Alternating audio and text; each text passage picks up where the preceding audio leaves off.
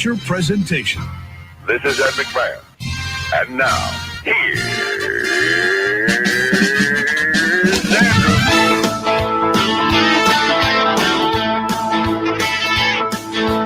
Andrew Z. Call up that Andrew Z. I said Andrew Z.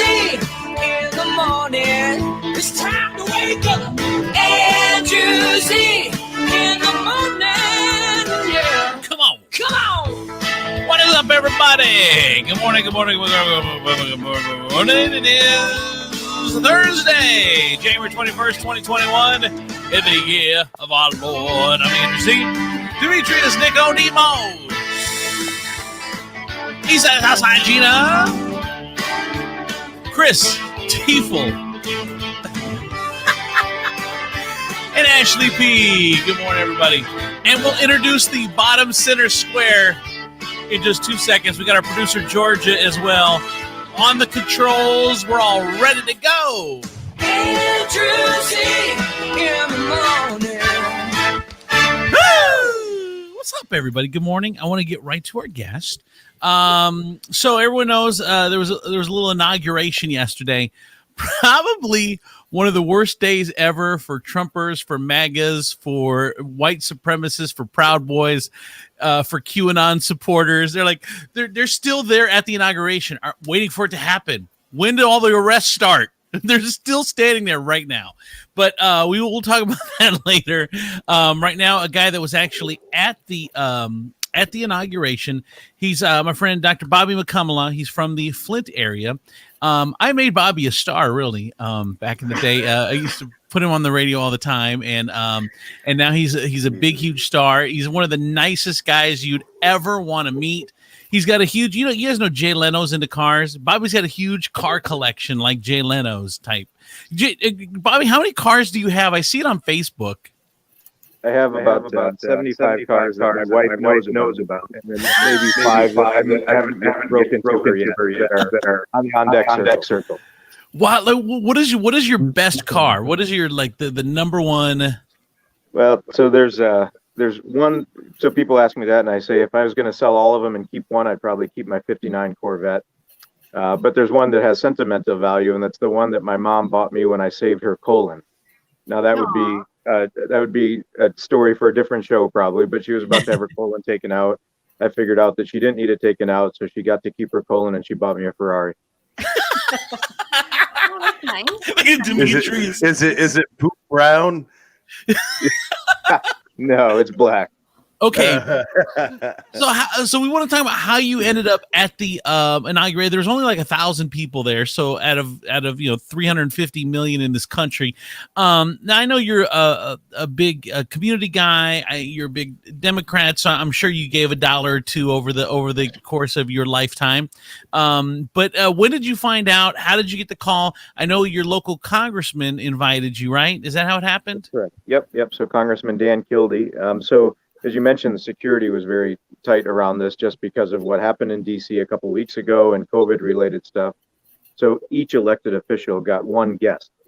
And so Congressman Kildee, I think as a thank you to healthcare workers in general for kind of, what they've been working on and what we've been working on for the past year almost, asked me to come as a representation of his gratitude to healthcare workers. And so I was happy to do that. I think some of it might have to do with the fact that I'm president of the Michigan State Medical Society this year.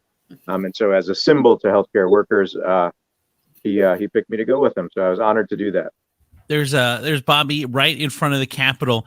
So when did you get into Washington and you're already back? You're ready to go into surgery in 10 minutes.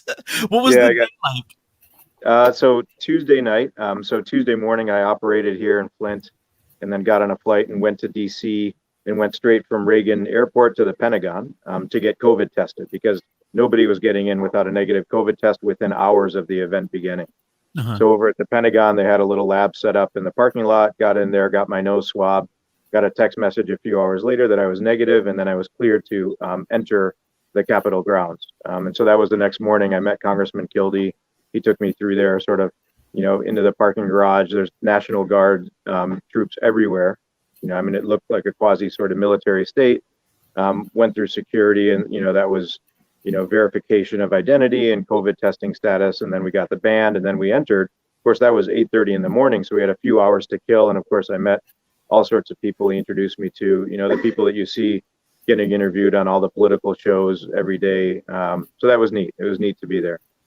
How many was it? How cold was it? Because you were outside from 8 in the morning till 1 for 5 hours, and everyone's saying it was about 40 degrees or so out yesterday. Yeah, it started in the 30s, and it was kind of cloudy, and there was probably a few seconds of some snowflakes there. But then, as you know, it was kind of almost poetic in that when the speaker started, particularly President-elect Biden, now President Biden, the clouds parted, the sun came out. I mean, it was very picturesque. And so during all the entertainment, the phenomenal poem that you heard, it was actually, I mean, you didn't feel cold at that point because you were feeling warm inside. That was what I wanted to ask you was Amanda Gorman's poem as intense in person as it was for us watching at home. Like it was at home, it was so intense. I think I would just sat there staring at the TV. The kids stopped what they were doing, and just everybody just she just commanded the attention of every person. Yeah, everybody was riveted. And, I mean, your view of her was better than mine, just because I was looking at her, from a little bit afar. So I came home and I watched it again just to watch her facial expressions and her delivery. But just the content, the words, there was, everybody was focused at the podium at that moment. And I put down my phone just so I can experience it firsthand instead of trying to take pictures, just because it was that powerful of a moment. Wow. I cried. Very cool. Didn't anyone else cry? Anyone else cry? Oh my God. I liked it, but the thing I didn't get was that the hand movements. I have to rewatch it. He's awful, Bobby. I apologize. I'm not being awful. I enjoyed You have the show to when I watched it. It was Chris. powerful. I just didn't understand the hand movements. I'm going to rewatch it. I think Bobby, it was part of her visual poetry in addition to the audible poetry. I think it was exactly. I'm sure it's you supposed have to add to. something, but at the time, I just Oh didn't my get God. It's called performance, Chris. just think of it as sign language and move on. Yeah. Yeah. Exactly. Yeah. Now, Bobby, so what would you say was the biggest highlight of just being there in the overall experience? I mean, I just watching history being made. Just an inauguration in general, with that sort of environment of security and protection. That's something that I will remember forever. And then also the history of the first African American, the first Indian American woman vice president was also special to me. I mean, being of Indian descent, it was particularly potent just being a witness to that. But again, I might never get a chance to attend one, and so this was definitely historic for me and one that I'll remember forever. Very cool, man. And how are things going up there for you? It's good. Just I'm enjoying. There's silver linings about COVID, and one of those is that I don't have to travel to meetings and things like that. So I'm caught up at work, and my house has never been cleaner. My honey-do list has never been shorter.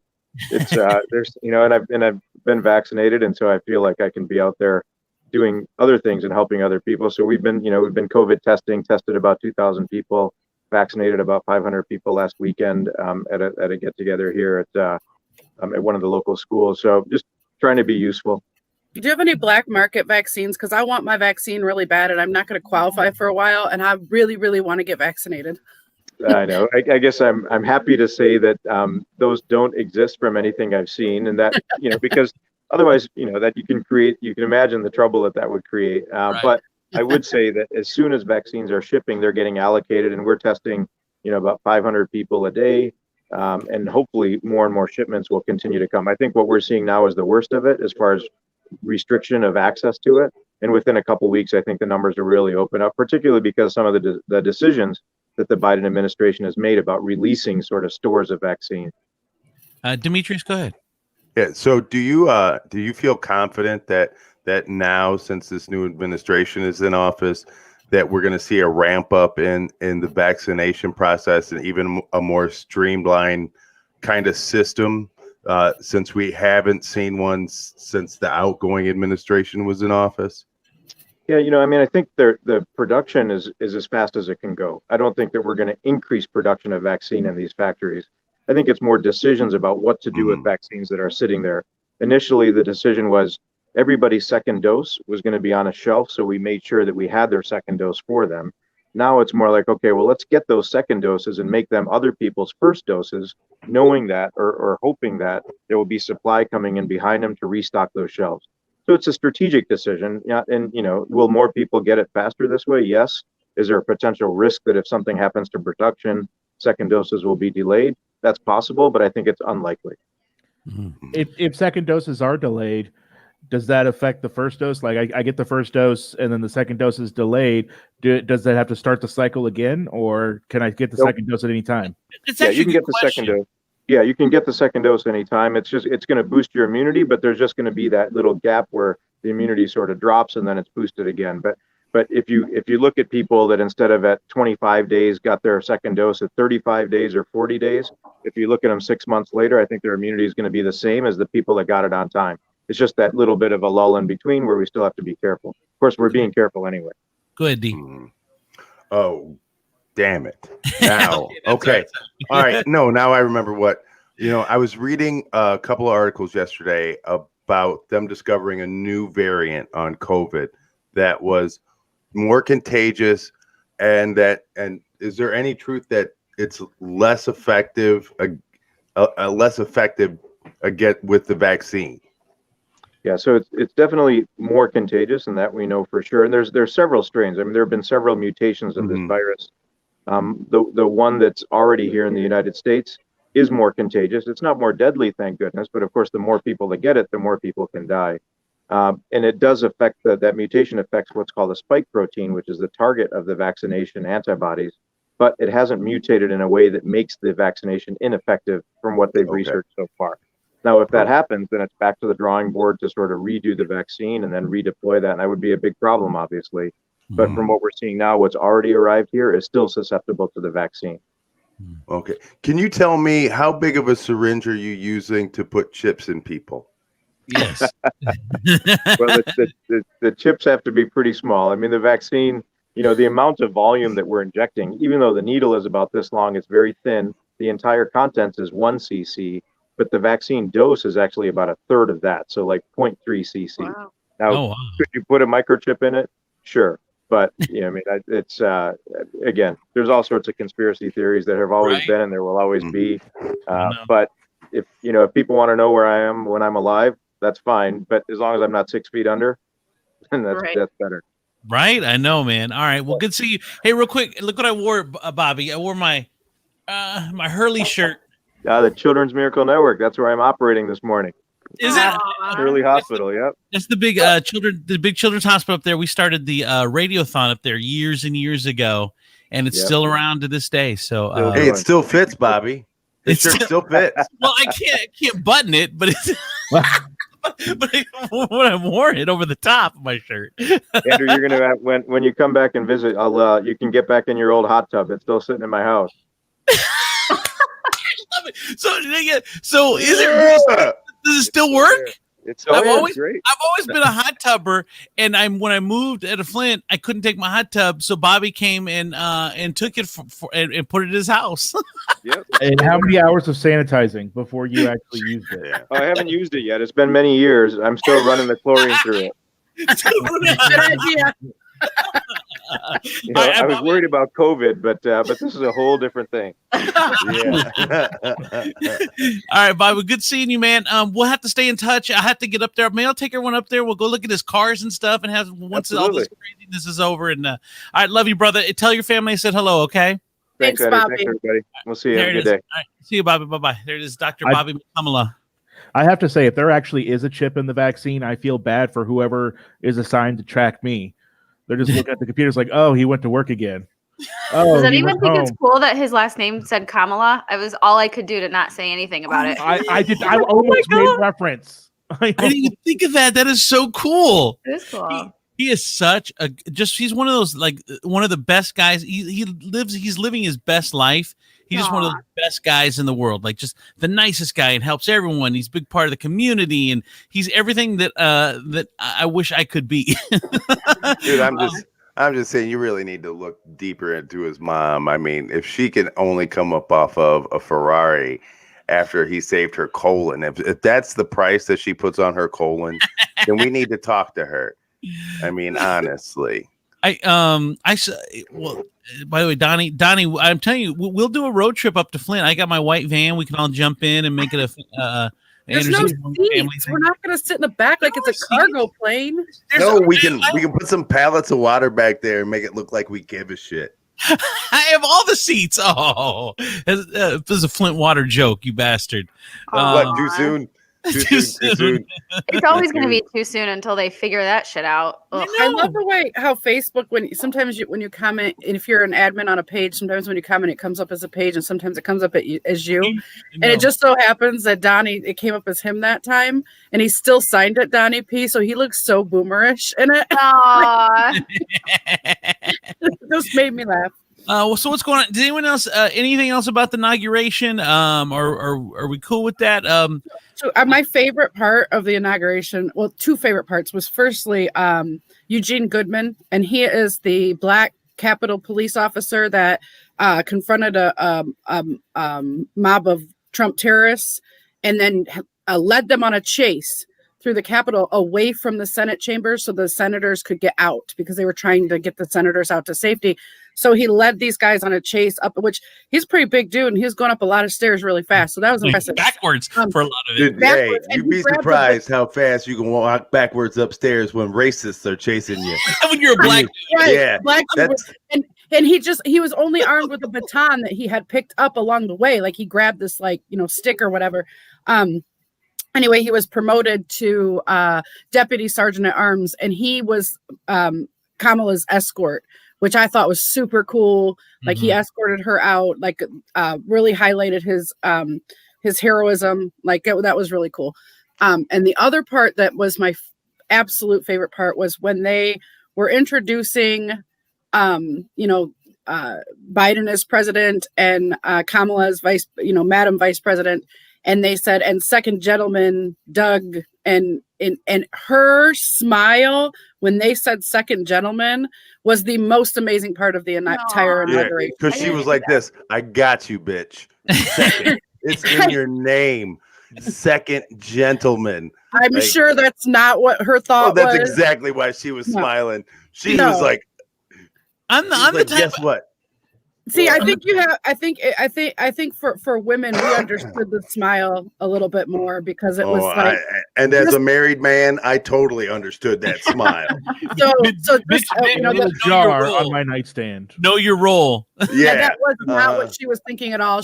I'm sure she was thinking just about women everywhere, and what a iconic moment that was. But a huge moment in history. Like she rolled over in bed last night and was like this, "Hey, bitch. Make mama a peanut butter and jelly sandwich." So she's had a long day. A successful woman should not demasculate a man. Like you shouldn't feel that way. And if you do, that's a you problem.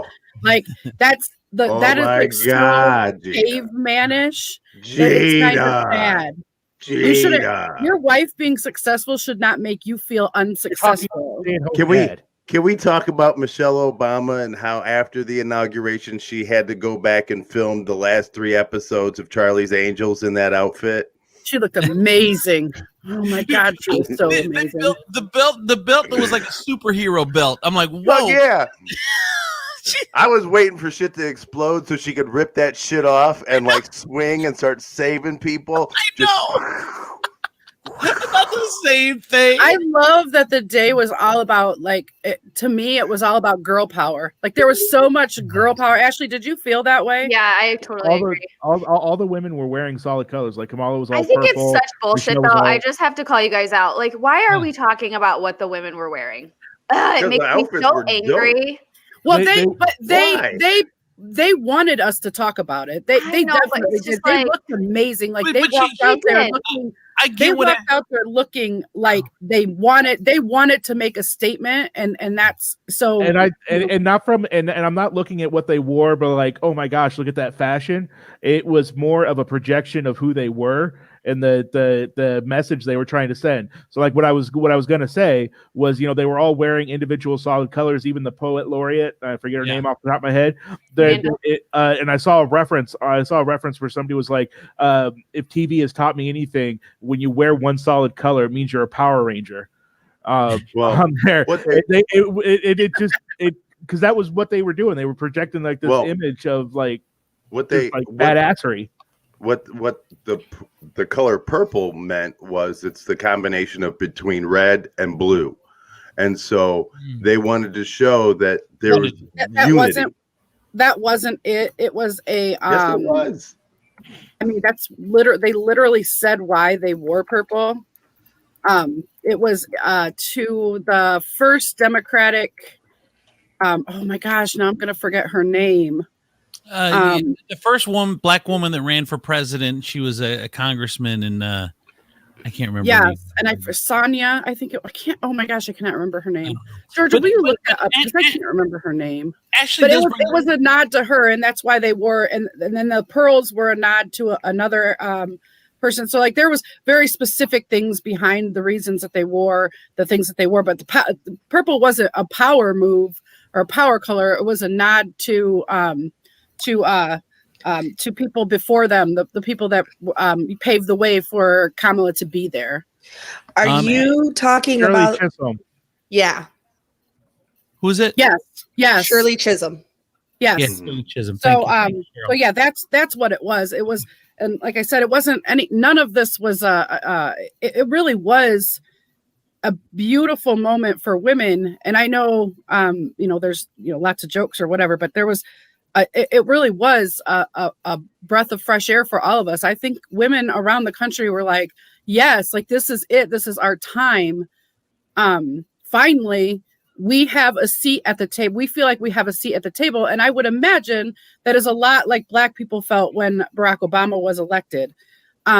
I know from the conversations with Dubs, that is how he felt. That's how we feel right now.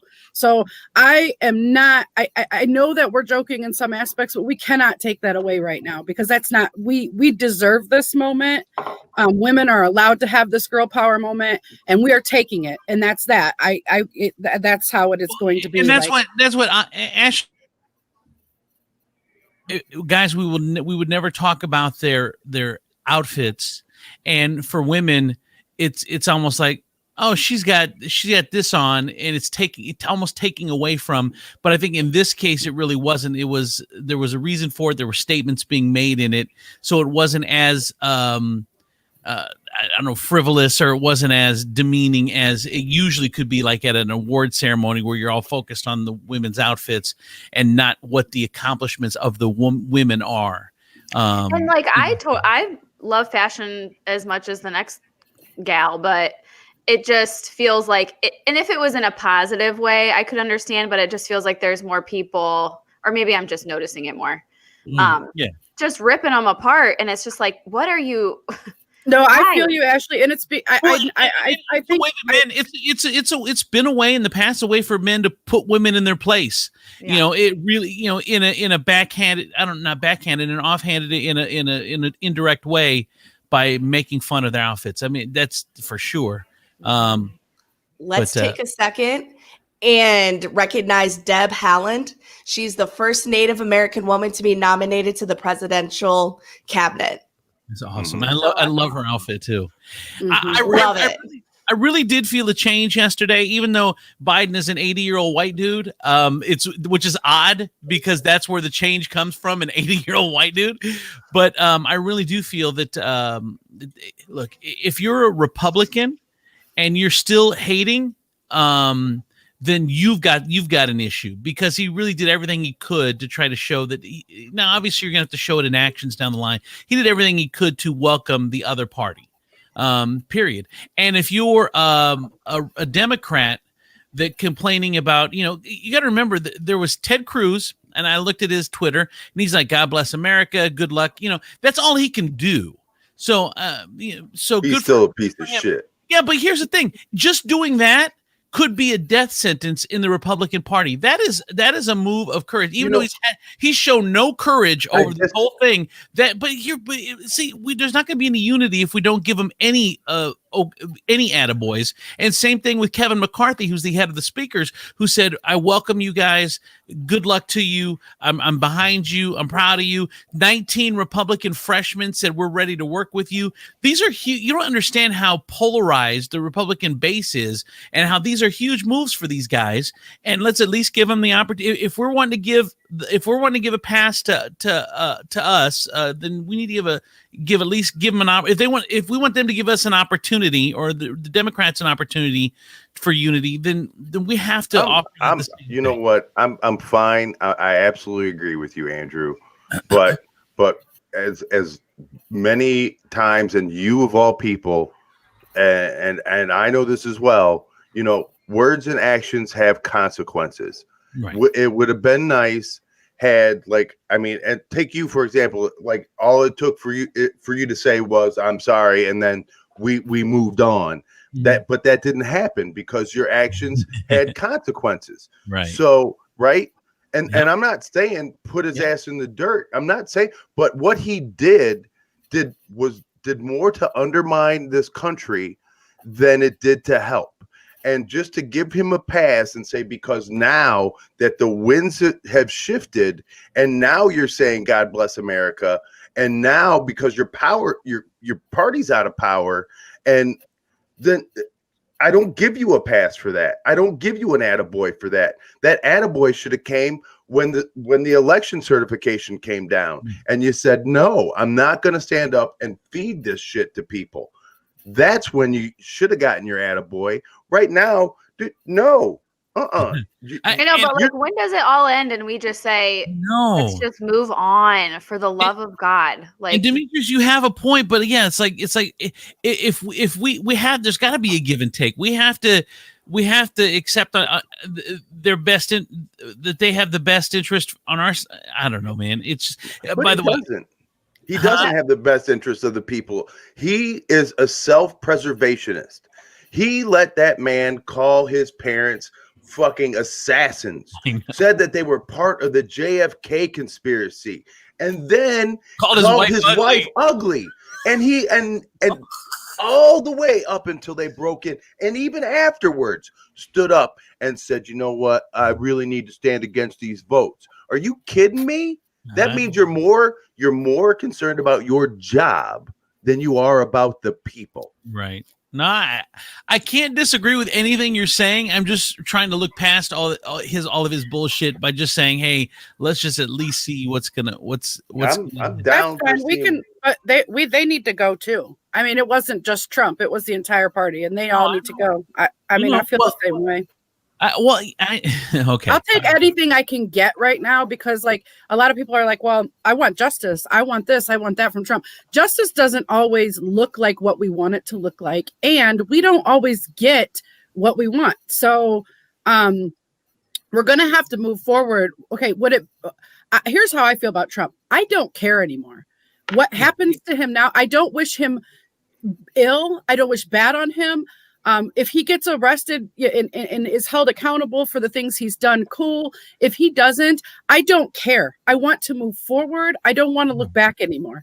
Right. Would it be nice to see justice? Sure. It would be nice to see justice in the traditional form, but we can't wait for that to move on. We can't sit here and say, I'm not going to work with you until there's justice. We've just got to power forward. Hope there's justice behind us, because we have a lot in front of us to do. America's not okay yet.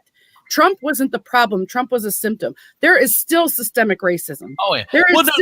These white supremacists still have life breathed into them. They're still here. They're not going to go away because Trump did. We have a lot of work to do as a country. And we cannot focus on I can't wait for Trump to get around. Fuck Trump. I don't care anymore. And it's kind of got to be the same, Demetrius, I think, with Cruz. I would love to see him gone. I agree with you. Every single thing you said, I agree. But we can't wait around for that. We have to move forward, and we have to embrace the people that are willing to work together on both sides of the fence, and just power forward to make the changes we need to make to never have another Ted Cruz in office, or Josh Hawley, or any of these stupid fucks. We have to power forward. Well, and there, some people are saying that you can't move. You have to get rid of the cancer before you can start a treatment. And there is a cancer of racism still in this country, and it's been emboldened, of course, over the last 4 years. And we'll see. I think you guys are just shocked. It's funny that and Gina, I think I'm more surprised. Well, I think you see it more so than anybody else, but I think the majority of white people who went through their lives thinking that this country was like the beacon on the hill and racism didn't exist and everybody got an equal shake, you all got a huge wake-up call and you're all shocked. But this is the America that a majority of minorities live in. And unfortunately, you guys got a little peek into it and it scared the dog shit out of you. Well, and here's why is because the media was so consolidated and there was only your local paper and the 3 local networks, and that's the only way you were getting your news and getting your news of the world. And racism, it wasn't a story per se, in the sense that it was, because it's just part of life. It was part of life. It wasn't a story, so it wasn't getting covered. So if you were white, then you weren't aware of what was going on. Then social media, everyone is a journalist now. So you see the underbelly of the house. Instead you see this beautiful house, but the foundation could be shit. And now we're seeing the foundation of the house, and we're kind of surprised. And it's going to take time. We need to get rid of it. We need this country was built on racism. We have to we have to acknowledge that. And then, and that's a crazy thing. We've just ignored it. We've just ignored it. It seems like people I hear this all the time. This is my 2 favorite fucking arguments or statements that I hear people say. Oh, that happened so long ago. That wasn't me. Why are we still talking about this? Because we refused to talk about it in the first place. You thought by giving people the right to vote that it was okay. You thought by legalizing interracial relationships that you were somehow giving us a pass. Are you and it wasn't that there's people that live right now who they have experienced the race. Their parents couldn't drink from the same fountain. Their parents couldn't go in place. It wasn't a long time ago. It was in this lifetime that it's been experienced. So it's not a long time ago. Go ahead, Georgia. Go ahead, Georgia. I was going to say, my grandfather is Native American, grew up in Tent City. He himself told me many stories of how he was just treated like absolute shit by white people. Mm-hmm. Even the Mexicans, who were another minority, treated the Native Americans like shit. My granddad grew up without running water in a box cart from a train with a dirt floor. Mm. And they couldn't go to the same store, couldn't drink out of the same water fountain. And that's there was only one school, so they had no choice. And that's the problem with the white people that want to go make America great again. America wasn't great for everybody. Yeah, it was great for them. It was great for them, and they want to go back. They want to go back to that, but you can't unsee, you can't unknow what you know now. Yeah, it's like what the logo really should have said was turn America into the 1950s again. That's what they really wanted. Right. Absolutely. Without the taxes. I want to address something real quick that Donny had said in the comments. It's super long, but basically he's saying we got to stop calling the Republican Party racist. Okay. Yes. I am no way calling the Republican Party racist, but there is a large segment of that population that has come forward and come out openly as racist, and Trump's dog whistles have breathed life into them and they feel validated. We can cover a couple of big moments with the calling the Nazis good people. We can Proud Boys stand by, stand down, stand by. There were some. We don't want to get. You don't need to get into the debate about whether Trump is racist. It doesn't matter because Trump. It doesn't matter if Trump is racist or if Trump supports racism. The racist think that he supports racism. Right. I say, which historically he does not support racism or has proven to be a racist, but I think a group of people who wanted to attach him to something made it happen, and now they took their extremism and attached his name to it. I don't know if he necessarily really, and I am not in support of him. That's not what I'm saying. But people get some idea in their head and then they run with it. And then now his name is. I think that his track record of lawsuits and racism and the words he says have painted him as a racist. But I'm not calling Republicans racist. It was my point to what Donny said. And if Donny's saying that he feels like that's what we're doing, then other people feel that way too. So that's why I wanted to address that. I don't want anyone to think by any means that I'm calling the entire Republican Party racist or that they support racism, because I don't think that's true. But if you do a Venn diagram, there's going to be crossover.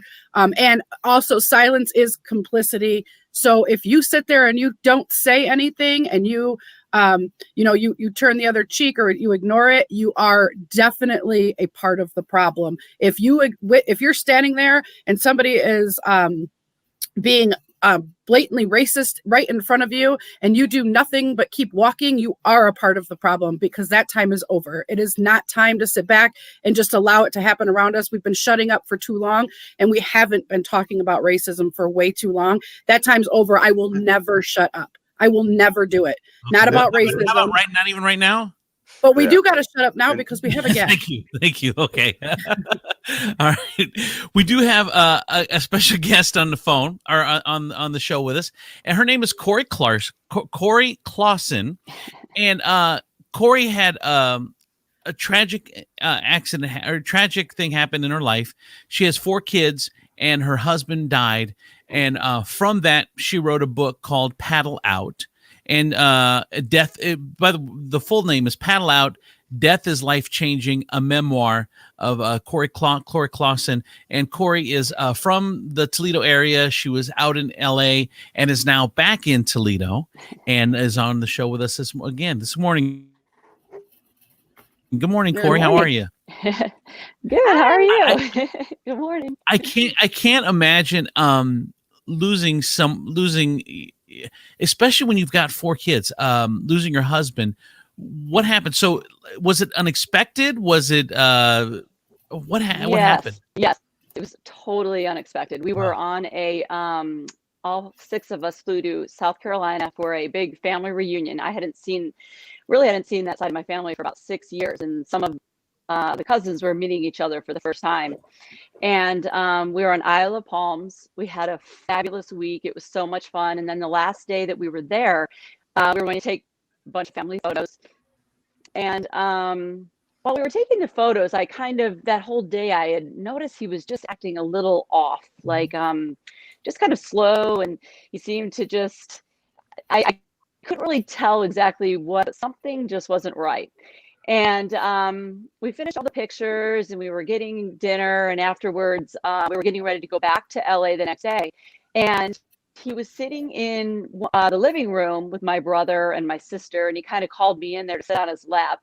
And normally I'm kind of a freak and I'm like, oh, I got to get this stuff done. I have to pack, I got to get everything together. We're leaving early. And the way he called me, I just thought, I'm going to go sit on his lap. Thankfully, I listened to him. And so I was sitting there, and for about 15 minutes, we were all talking and laughing, talking about the great vacation. And he was holding me in his arms. I was kind of like laying across, and my head was on his arm. And he asked me, he's like, so are you comfortable? And I'm like, yeah, I'm comfortable. I thought it was sweet, just little thing that hit me for a second. And then he took one huge breath. Like I felt his chest puff up. And then I felt this exhale, and the arm that was holding me kind of fell to the side. Oh my God. And my husband was like a comedian. He was hilarious, always messing around. So I thought he was joking. And I turned around and looked at his face, and something seemed off. And then my brother and my sister knew something was going on. And it turned out it was a massive heart attack. They call it the Widowmaker. It's just that one breath, and that was it. So Jesus. It was not expected. How I mean, it's such a great family. I mean, you see the pictures that Georgia just put up. I mean, just the typical American family. How long ago did this happen? So this was actually in 2014. And the girls were 6, 8, 10, and 12. That was like, this picture was taken probably about an hour and a half before it happened. Oh my God. We had no clue. there was an issue or anything. He did have asthma, so he was kind of slow. We just thought it was, asthma, his lungs. But Yeah. hindsight, yeah, it was his arteries. So it was. Okay, so he passes away or dies right there. Were the girls were there? So they were, one of my daughters, who was 10, she actually saw it, but we kind of got her out of the room as quick as possible. Oh my God. And they were all upstairs. And so by the time the EMTs came and we went to the hospital, I was gone a few hours. And by the time I got home, it was probably about 2 a.m. And I had my mother get them all in the same room. And they were so out of it. And I went in and had a talk with them, but they, never really understood until the next morning. I had to tell them again. And they're like, okay, but, can we go see him? And I'm just like, no, can't go see him. So it was like one of those things, like, I don't think I've ever really known what it felt like to be present and in the moment. And then it was like life just stopped. What do you do? And it was crazy. Well, like, what do you do? Like you have your life planned out, everything's going along great, and then this happens. I mean, yeah, you know what I did? I just got really, really busy. I think in my mind, my husband had a restaurant. It was a great local hangout in Manhattan Beach. It was called Four Daughters Kitchen, after his daughters, obviously. And it was like just like a laid back, cool place, great vibes. So I became the owner of this. I had nothing to do with the restaurant. I was a stay-at-home mom. So overnight, all of a sudden I have this restaurant I have to figure out. So between that and then raising the girls, there was no time, which I thought was great, because it's like, you stay busy, you don't think about it, you don't feel it, you just go. Mm-hmm. But obviously that can only happen for so long. So, which I did that pretty good for about 3 years. So after 3 years, what was the moment where, I mean, I'm sure there was a breakdown or something that you stopped and you're like, what am I doing? I think I started noticing, I mean, even the girls, I think staying so busy, I mean, I think that they lost me the same day they lost him, because there was a part of me that was just gone, and I just was, being on autopilot, I changed for them too. And I think starting to slow down and realize that, okay, I mean, I was there for them, but I wasn't really there for them. You were present. And correct. And so the more I started to slow down, and it's amazing because we are so busy in our lives that if we would just take the time to be present, slow down, we realize what's right in front of us and how we can, go about things if we take that time. And so I started, just kind of thinking back about him more and what we had, and starting to feel the pain that I lost. I mean, there was anger, there was pain. And then I kept on getting these little glimpses or signs, I like to call signs or whatever, but you'll see things or you'll feel things when you're present in your life. If not, you won't. And so to write, and I was like, people would say, you should sit down and write. And I'm like, why would I sit down and write? It sounds awful. I've never written anything such as even a paper in my life. But it just kept on happening. It kept on happening. And I ignored it for a really long time. And then finally, I'm like, one day I'm just like, okay, I'm going to sit down and write. And I remember someone saying once, oh yeah, I just started to write and the pen just wrote itself and the words just came. And I thought, that is so ridiculous. I did not understand that or anything. But one day I sat down and I started writing. And when I stopped thinking and started feeling, the words just came just like that. And so every day for like an hour and a half, I would sit down and just start writing. And it was so easy. I couldn't believe it. And after an hour and a half, when I would start to think about it, then I would put the pen down or I'd stop, typing or whatever.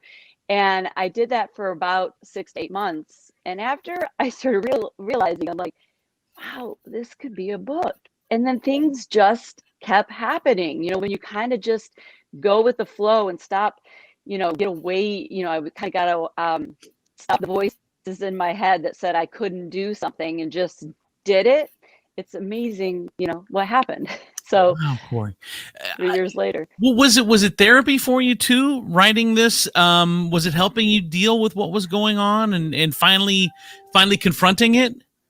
Oh my gosh, completely. Like I used to hear, they say that writing can be very cathartic, and I never really understood that, but it completely was, because it's like things just started coming out, these feelings. And when I actually would see what I wrote down on paper and then process it again and feel it again, it was like going through it and actually accepting it and letting these things go.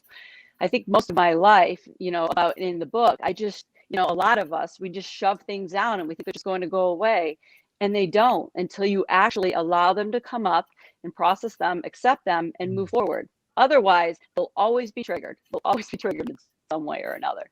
There are a lot of people that just ignore the hard stuff. You know what I mean? Because if you ignore it, you don't have to deal with it. And there comes a point where you just do that for so long, and at some point you have, like you said, you have to confront it. You have to, and you don't even understand like what's happening. But when you fire off about something over here, it's really because of something over here. But you won't know until you actually do and it's difficult work to dig up those things and to accept them and to look at yourself, in a different way. It's really difficult, but if you do it, it's worth it in the end. Kori, it's been 6 years. How are the girls?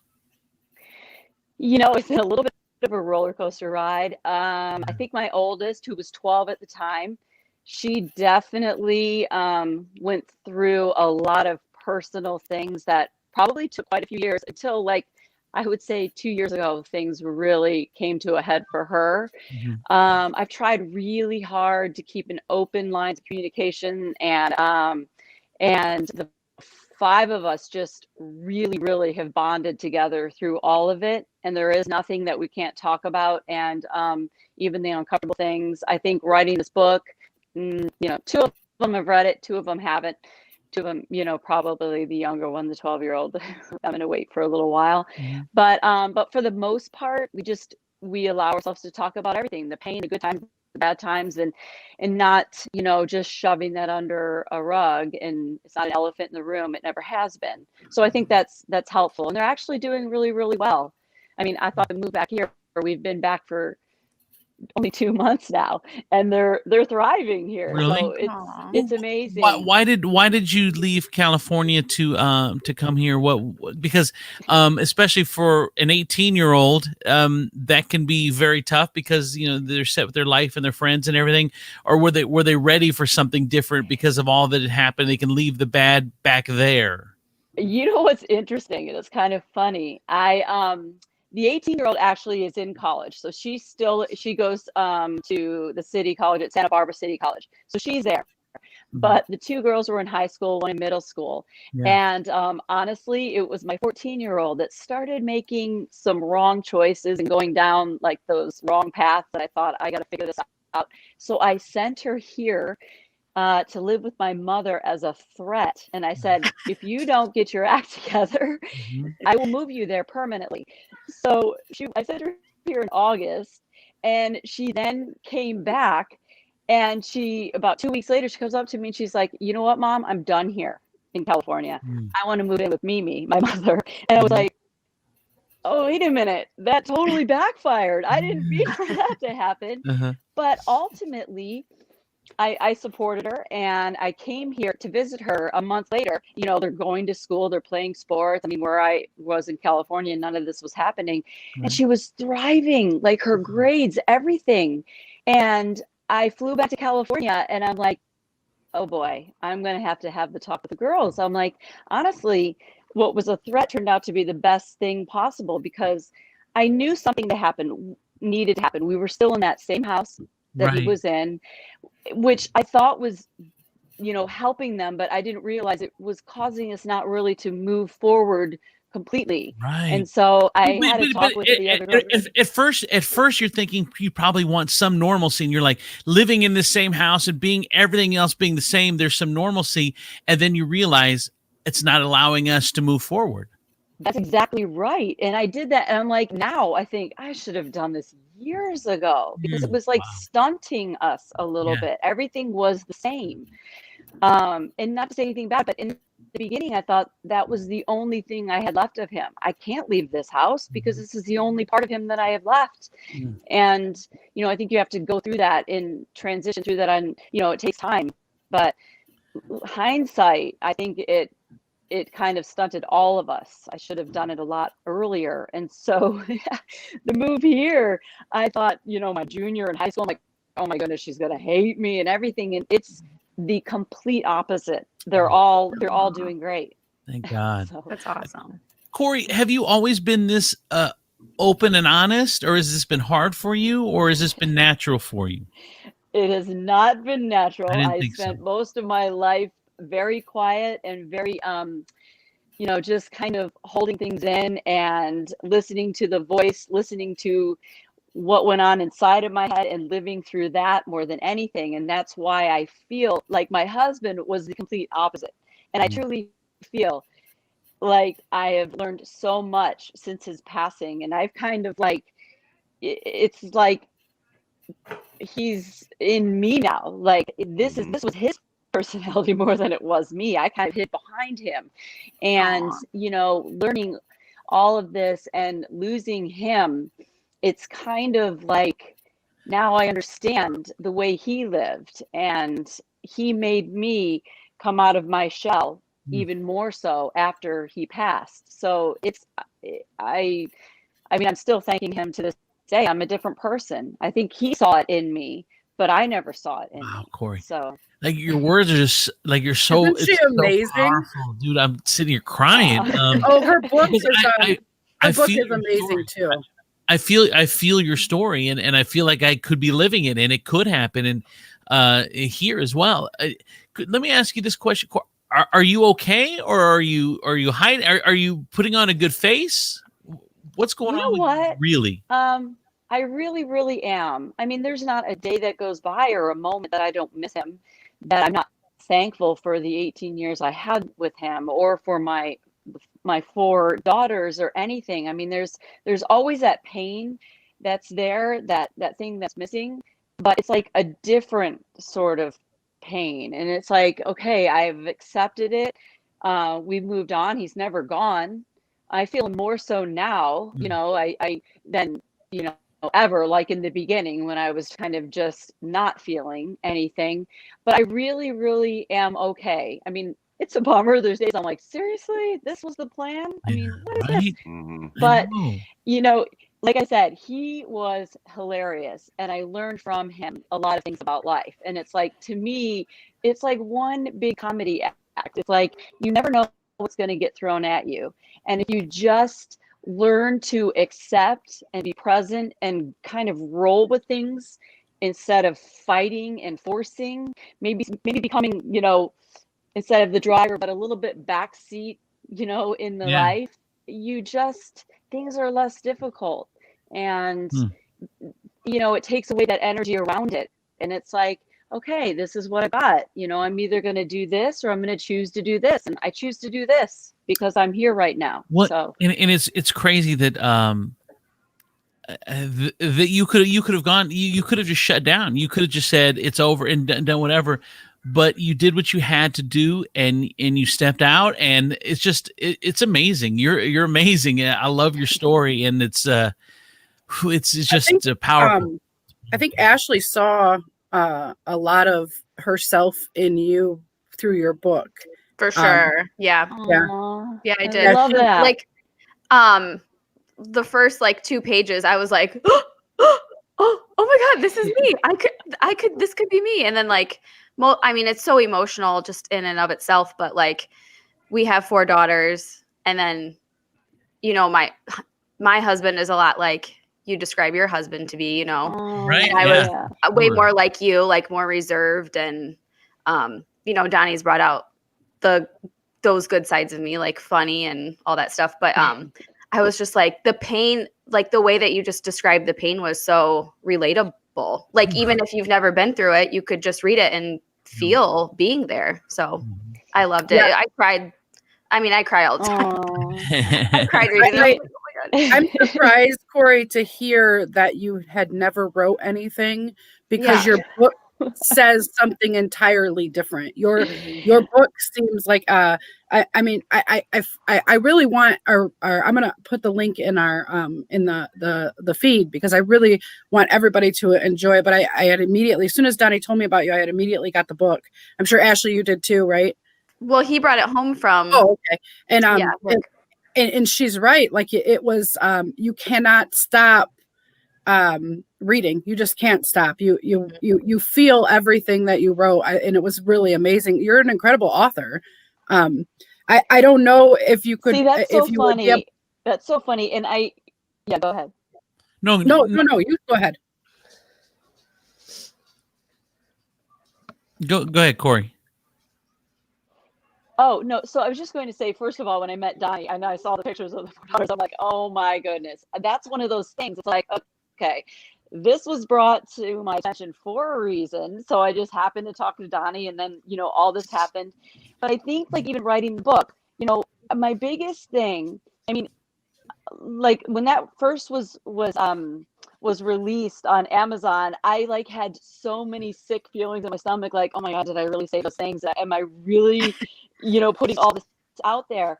But I think the main reason is, yes, I did. And it's because I just feel like we are so mean to ourselves, and we put ourselves down, and we don't think we can do things, and we listen to these voices inside our head. And that's why, like, when you said about the writer, I never, ever thought I could write. But when you step aside yourself and you stop telling yourself that you can't, it's amazing what can happen. And so that is like the main thing about this, or the silver lining, is there's so much more out there if we would just get out of the way of ourselves.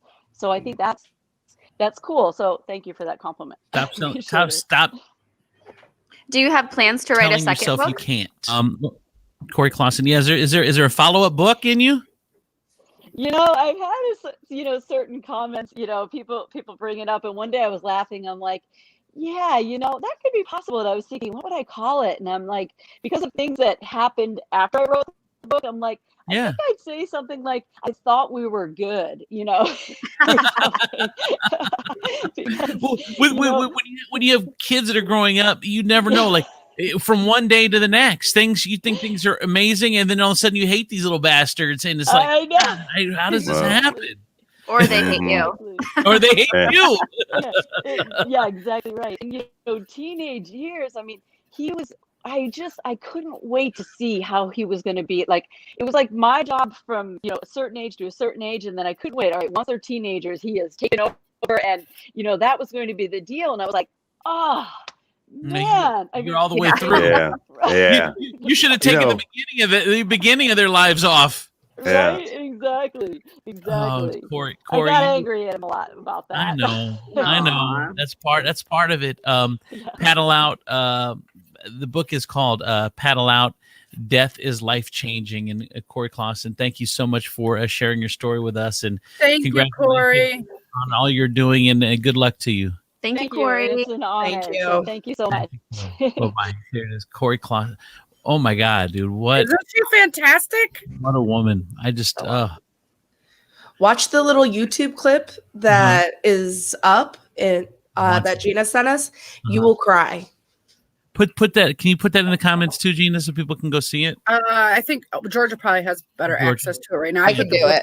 Yeah, I put the book in the book link in the comments. I mean, you guys really should. I really highly recommend the book. I enjoyed it. I know Ashley enjoyed it. I do think other people will enjoy it. And I mean, there's a lot of little nuggets in there for everyone.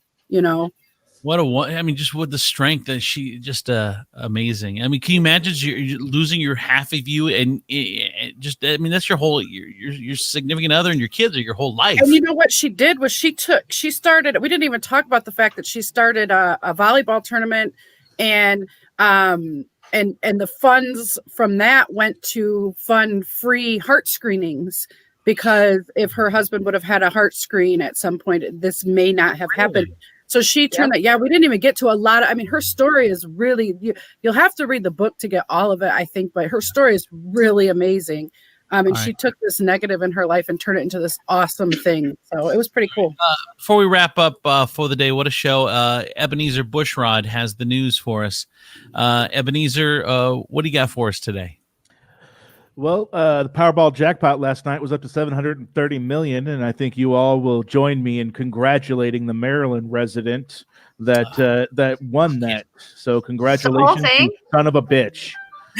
So, right. They won the whole thing? The whole thing. One ticket, one winner. Oh, well, I mean, it could be a group of people, but it's one ticket.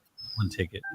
So on there. So as far as we know right now, it's one single ticket sold in Maryland. So it could be a single person, could be a group of people at work. Either way, I hate you. Right. It's all right. You still got Mega Millions you can take your shot at. Right. Okay. Mega Millions is going to be like 900 and some odd million. Relax, people. It's not the only chance you get to piss away $1 million. My favorite people are the ones that only play when it gets real big, when your odds are just astronomical. It's like the 1 or 5 million that you usually get isn't enough. You wait till it's 700 million. Yeah. It's funny. You've lived on 5 million is life changing. You've lived on 42 grand your whole life, and all of a sudden you're not going to play when it's 1 million or 5 million. I play all the time. I figure, I play 3 of them. I play the Mega Millions, I play the Powerball, and I play the Lucky for Life. And I figure about $12 a week is a small price to pay for a bit of fantasy. There you go. On there, I never expect to actually win. So, going over across the pond there, though, the UK's been battling COVID, and they've got a lot more. It seems to be a lot more cooperative of a populace when it comes to their restrictions and their rules and things to try to stop the spread. But police in Scotland, in Southend, responded to a call that was basically just Scottish swatting. They responded to a call for the Essex Freemasons, Saxon Hall, talking about a rave going on, and they show up to this rave ready to bust a bunch of teenagers with glow sticks and drugs, and it turns out to be a bunch of 80-year-old pensioners lining up to get a COVID shot. Good times. Also, be wary of strangers offering you help. With your sanitizing. A group of teenagers in Bradford out in the UK were outside of a supermarket offering people free shots of hand sanitizer. Unfortunately, though, it was super glue. I was gonna say the dispenser is in my pants. They had put the super glue in like a Purell bottle. And they were acting like they were doing a service project and helping people out, and they were just squirting it in people's hands, and it was super glue on there. So there was one resident who caught on to it and refused to take it, and she what she found out what it was going on, she felt like she had avoided certain doom. Also, the other day we talked about the cocaine hippos. Yes, on there. Well, get ready for the cocaine bananas. Cocoa hippo. Yeah. A bunch of supermarkets in Kelowna, Canada, received shipments of bananas from Colombia with up to 12 bricks of cocaine. I never get the good bananas. Due to a shipping mix-up, somewhere along the way of the shipping, somebody didn't redirect or pick up, and these bananas ended up being sent to the supermarkets where the cocaine was discovered and then turned over to police. Listen, whoever discovered it and turned it over to the police are fucking idiots. Yes. According to the RCMP, it was enough for 800,000 doses of crack cocaine, enough for every resident in Kelowna to have nearly 6 doses each. So I feel like in criminal justice school, like where you go to be a cop, the math is different because cop math is different. Like those call it like street value. Well, I know what a lot of drugs are worth, and there's no street value. Like there'll be like 2 pounds of marijuana with the street value of $1.2 million. Like, first of all, so as far as how many doses that was, I just feel like it's highly questionable. But I know some people that do rails, so that probably wouldn't. It's like, yeah, how much I would. Well, he was talking. probably- If I'm not mistaken, Chris, you did say crack, right? Yeah. Yes. So that could literally be maybe a quarter of an ounce of actual cocaine, Right. Because you've mixed most of it with baking soda, or so I've been told. Jesus, I Most know. of it with baking You and soda. Gina, you and I've Gina, heard what the same hell? thing, D. I don't know. So Ashley, can you confirm these numbers? I was gonna say I didn't know we called crack cocaine doses, but okay. yeah, No, we don't do I that need my either. dose of my medicine today. Like, yeah, Right. nobody walks up like, "Hey, man, got a dose?" Nobody does that. Like, This reminds me of the guys you always hear about the guys that are dealing like weed out of like their McDonald's job, and they'll throw it in the bag, and then they give the wrong bag to the person. The person ends up getting a bunch of weed.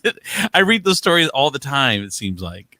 which is I would literally crazy. die if that Like, ever why happened. would you do it in a drive-through window when we know no one gets their order in a drive-through window? Right. No one. I know. It's like, God, I got weed, and they didn't give me my fries Yeah. again. Yeah, they fucked my fries. They gave me a pound of weed, and I ordered large fries. Every time. Like, first of all, wait 5 minutes. That cat's gonna drive back around and fucking complain. You can get your bag back.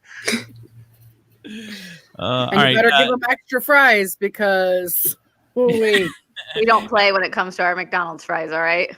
I know. They are the best. Ebenezer, anything else, or is that it? There's a Florida car dealer accidentally sold the floor model of the new Ford Bronco just before Christmas. They were supposed to keep it on the floor as a display for up to 4 months before they could sell it. And so as soon as the guy went in, he put a down payment, he traded in his car, he got financing, everything was set, and he left with his new Ford Bronco, 2021 Ford Bronco. Then they immediately started trying to call him to have him return the vehicle, even on Christmas Eve. They were trying to take the vehicle back. It took intervention from a local news station for the dealer to finally go, oh, yeah, it was our bad. He can keep the car. But they were ready to sue him. They were ready to repo the car and sue him if he didn't return it. God. Thank you, Ebenezer Bushrod with the WTF news. Always bringing the WTF. Yeah. Okay. Hard-hitting journalism. I just want to see what his computer pushes up to him. Like, You don't. Like, literally all of the stuff that he has to sift through to get to these gems. You know, I'm a little disappointed he didn't do the story that I sent him. Which one? It was some Christian girl has an OnlyFans, and she said that her religion is not going to interfere with her making $200,000 a month. By Fuck no. a month. No, it's not. God put her on OnlyFans. That is the thing, I guess. Would you let your religion fuck with you if you were making $200,000 a month? No. Yeah, I'd be happy with $200,000 for a year. Right? What would you do for that? Whoa. That's a different show, Demetrius. All right, everybody. Thank you so much for hanging out with us. Demetrius Nicodemus, Eastside Southside Gina, Chris Tiefel, Ashley P, producer George Almeida. We will see you guys Monday. Have a great weekend. Bye, everybody.